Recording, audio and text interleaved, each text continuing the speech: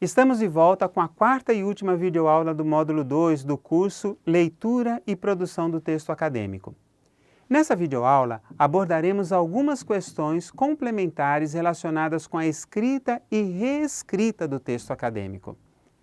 Verificamos nas videoaulas anteriores que, ao redigir um texto, necessitamos ficar atentos aos fatores de textualidade, ou seja, aqueles fatores capazes de promover a interação entre o emissor e o receptor.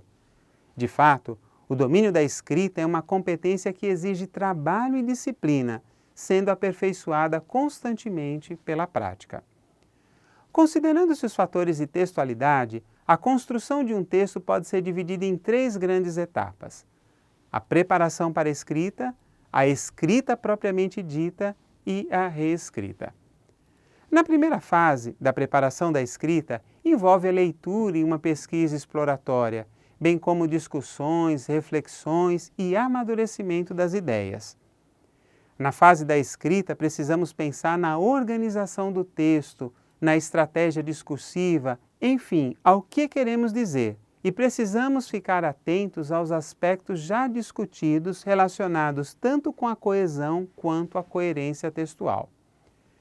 Nesse processo de escrita, temos que estabelecer estratégias de reflexão sobre o que escrevemos, visando controlar os sentidos do texto e torná-lo naturalmente propenso à compreensão. Temos pelo menos duas possibilidades de reescrita. A primeira é simultânea à elaboração do texto, num trabalho permanente de escrever e reescrever. A segunda ocorre após dar mais ou menos uma forma completa ao texto, fazendo ajustes na organização estrutural do texto e lapidações nas estruturas frasais, visando garantir aí a coesão textual. O que deveríamos buscar numa reescrita? Geralmente, não conseguimos enxergar problemas no texto que escrevemos. Todavia, com base nos fatores de textualidade, poderemos nos esforçar em verificar a clareza do objetivo, situacionalidade da produção textual para aquela área, quantidade e qualidade de informações apresentadas, as relações intertextuais, sua coerência com o todo e a consistência coesiva.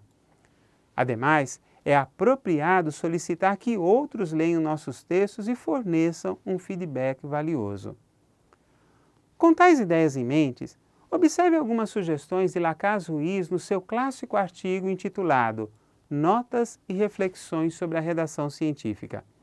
Diz o autor: antes de iniciar, organize um roteiro com as ideias e a ordem que elas serão apresentadas. Estabeleça um plano lógico para o texto. Só escreve com clareza quem tem as ideias claras na mente. Em outras palavras, atentem para o fator da textualidade relacionado com a intencionalidade do autor. Outra sugestão de Lacaze Ruiz é: trabalhe com um dicionário e uma gramática ao seu lado e não hesite em consultá-lo sempre que surgirem dúvidas. Corte todas as palavras inúteis ou que acrescentem pouco ao conteúdo. Hoje em dia temos bons dicionários online. Consulte-os sempre. Devemos ficar sempre alerta com os aspectos relacionados com a coesão por retomada gramatical e lexical, bem como a coesão sequencial que discutimos nas videoaulas anteriores desse modo.